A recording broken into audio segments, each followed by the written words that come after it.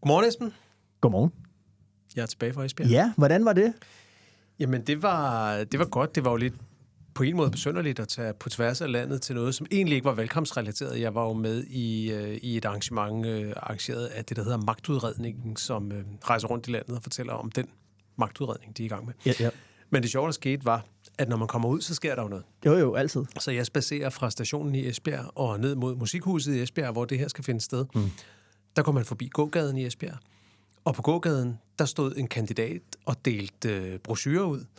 Det viste sig at være socialdemokraten Anders Kronborg, medlem af Folketinget. Ja. Det viste sig, at Anders Kronborg havde fødselsdag, så der var kagemand, så jeg fik et lille stykke kagemand på gågaden i Esbjerg. Helt traditionel kagemand. Helt traditionel. Ja. Den hen fra Føtex, tror jeg, yes. Og med Anders 44 år, eller sådan noget stod der på. Men så fik vi selvfølgelig en snak, både med ham og nogle af hans kampagnemedarbejdere, og jeg har gode nyheder med hjem. Okay. Fordi det, Anders Kronborg kunne fortælle, det var, at han sagde, at det var helt anderledes at føre valgkamp nu, i forhold til sidste gang i 2022. Ja. Han sagde, at stemningen var en anden, at han blev bedre modtaget, når han stod der på gaden. Både af dem, der sagde, de ville stemme på ham, og dem, der lod forstå, at de nok ville stemme på nogle andre. Ja. Hvor han sagde, at i 22, der blev råbt af kandidaterne i meget højere grad. Der blev assistenterne, der stod derude, chikaneret i højere grad endnu. Så der er sket et lille stemningsskift. Altså den enorme vrede, der var ved valget i 2022, er i hvert fald på gågaden i Esbjerg, ifølge Anders Kronborg, en smule dæmpet. Og men det er jo en meget god nyhed. Jamen altså, jeg tænkte også ligesom, at det der med, at det er en lidt kedelig valgkamp, det tror jeg har sagt. Det er der mange andre, der også har sagt, hey, hvornår sker der noget? Jo. Men måske er det også et spejl af, at den sidste folketingsvalgkamp var meget drabelig. Jeg husker det ikke, som om den var så drabelig, men det har Kronborg og måske andre kandidater så oplevet. Jo, men den var jo...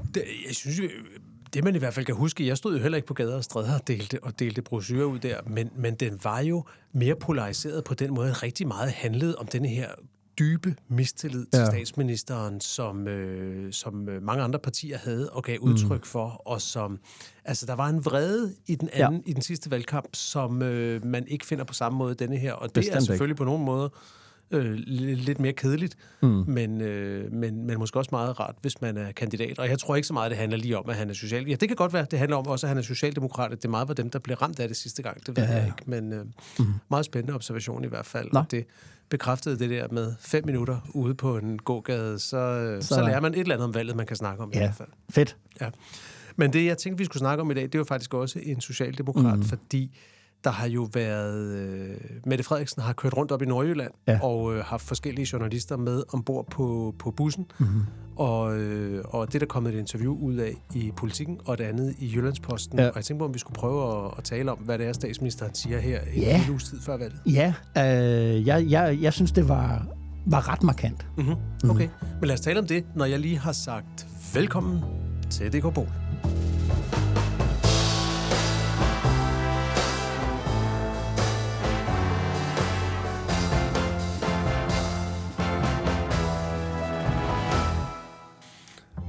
Godt, Esben. Hvor skal vi begynde?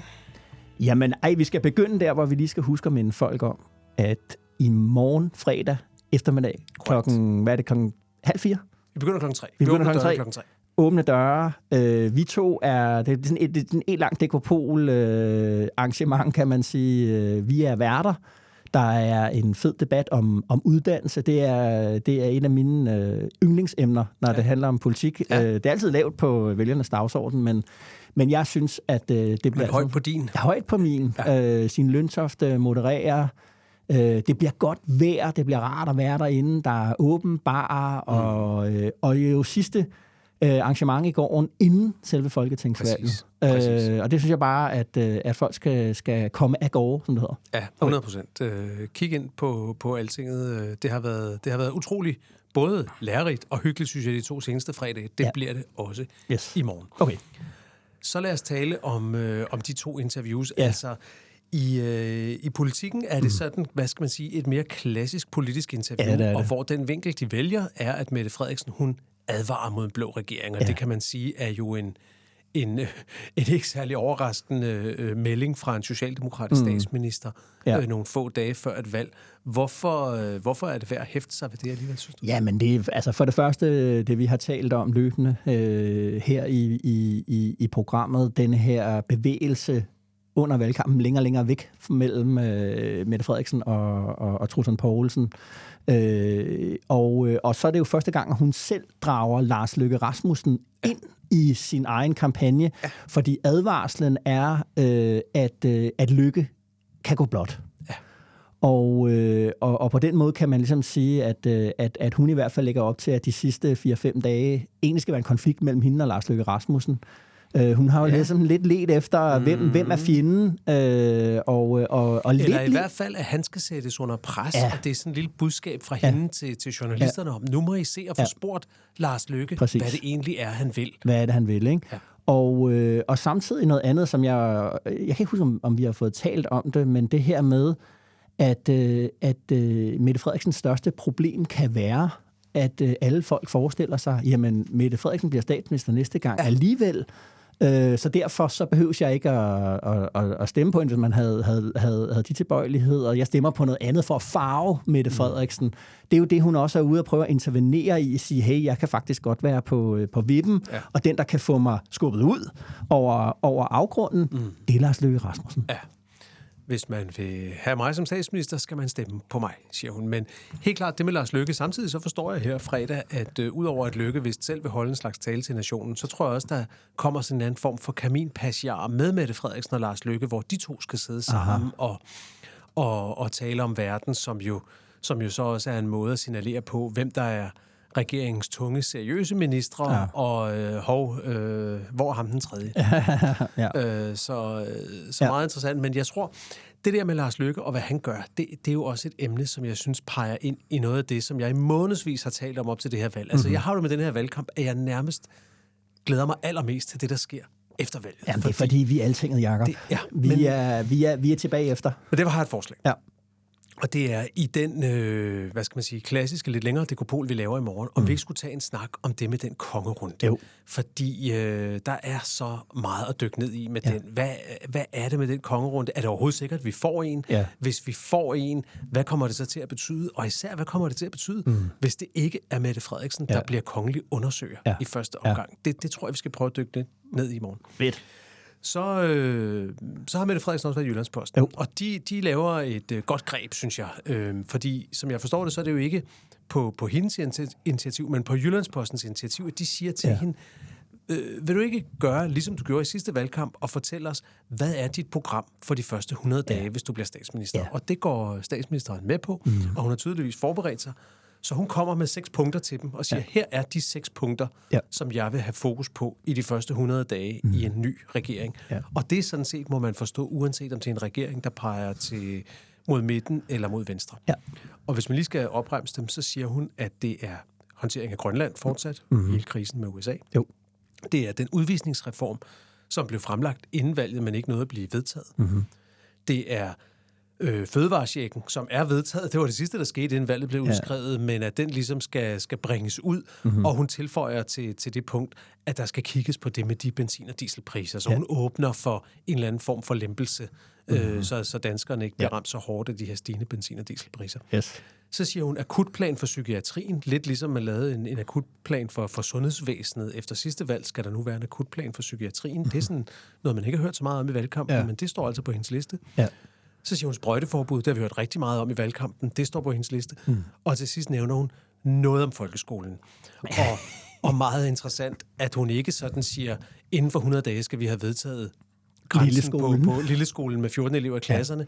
Hun lægger helt åbent op, at der kommer en forhandling, der skal ske noget, og vi kommer med vores bud, andre vil komme med deres. Ja. Og den helt store bombe er noget helt andet end det der. Det er, hun bakker på den formueskat. Ja. Hun siger, vi har det der forslag, det der er et middel. Det er ikke et mål i sig selv. Ja. Det er for at skaffe nogle penge til omtalte lille skole, og og det kan der jo, som du ved, de penge kan jo så også godt findes et andet sted. Men jeg ved, er det så nyt det der? Fordi jeg har jo hele tiden forstået det sådan, at Socialdemokraterne sagde, at lilleskolen koster 6 milliarder. Vores forslag til finansiering, det er en formueskat, og de har selvfølgelig kæmpet for den formueskat, men jeg har ikke hørt dem sige, uden formueskat kan vi ikke danne regering. Altså, det har aldrig været et ultimativt krav på den måde. Nej, det er ikke et ultimativt krav, men hun rammesætter sin valgkamp og Socialdemokratiets valgkamp som en kamp mod ulighed. Ja.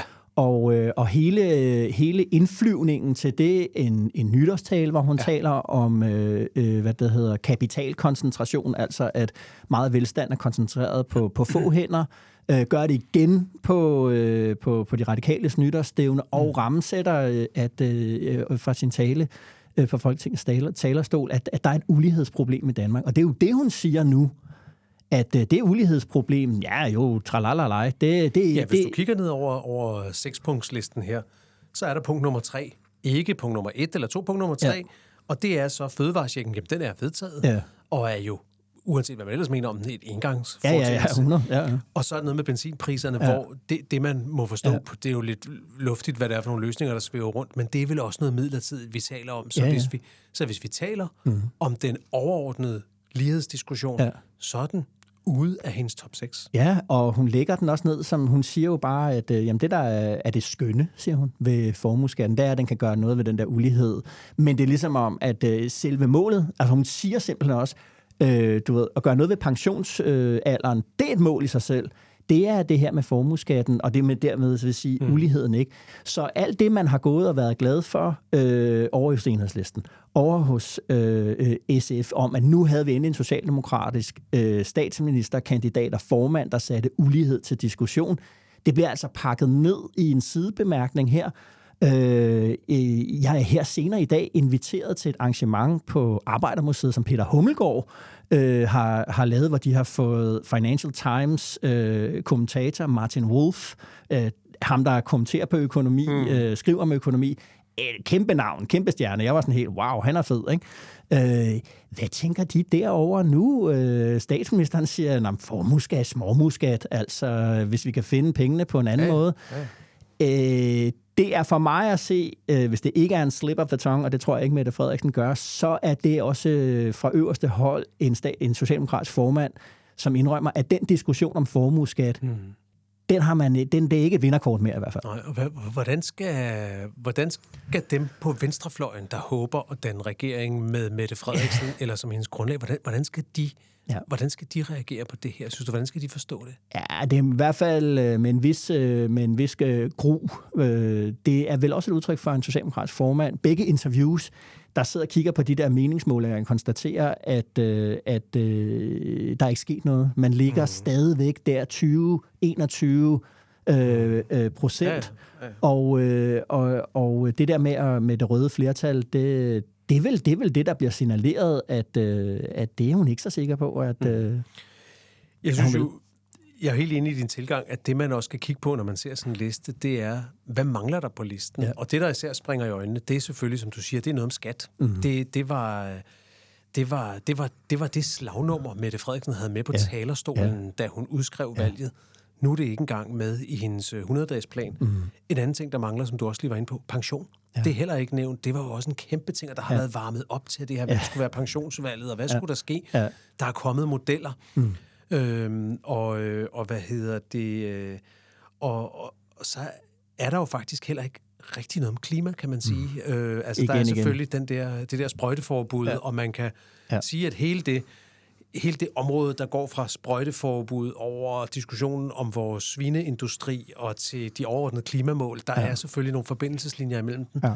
Men klimaet figurerer ikke på hendes topliste. Det har aldrig været et emne, Mette Frederiksen har været særlig godt hjemme i, ikke særlig god til at føre kampagne på. Altså, vi har jo diskuteret rød før grøn før rød. Mette Frederiksen er ikke en grøn politiker, og Socialdemokratiet er ikke et grønt parti. De kan selvfølgelig sige, at på resultatsiden har de lavet en masse policy og grøn trepart og alle de der ting, men det er ikke en del af henvendelsen til vælgerne. Nej. Men sige, på velfærdsområdet, det der ligger, altså nu er det jo heller ikke fordi, at den her 6-punktsplan ligesom er Mette Frederiksens regeringsprogram, eller så det er alt, vi skal nå, men det er ligesom hendes budskab om, hvad er top of mind, når man kommer ind? Og hun får mindet alle folk om, at vi står faktisk stadigvæk i en udenrigspolitisk krise, som kommer til at tage meget tid at håndtere. Men velfærd i bred forstand optræder sig gennem den her psykiatriplan, som er noget, der er en hvad skal man sige, evergreen i dansk politik, fordi det virker som om, at det er et alle vil gøre noget. Alle vil gøre noget, men det er utrolig svært at få gjort det i praksis. Og det andet er det her med folkeskolen, hvor der så er en meget bred fornemmelse af, at nu skal der ske noget med den. Men ellers er velfærdsområdet ikke. Vi har jo haft nogle valg, Esben, hvor at spørgsmålet om væksten i de offentlige udgifter har været et grundtema i valget, det her med, skal de offentlige udgifter som sådan stige med mere end det, der hedder det demografiske træk, altså hvor meget udgifterne stiger, bare fordi vi bliver ældre og sådan noget.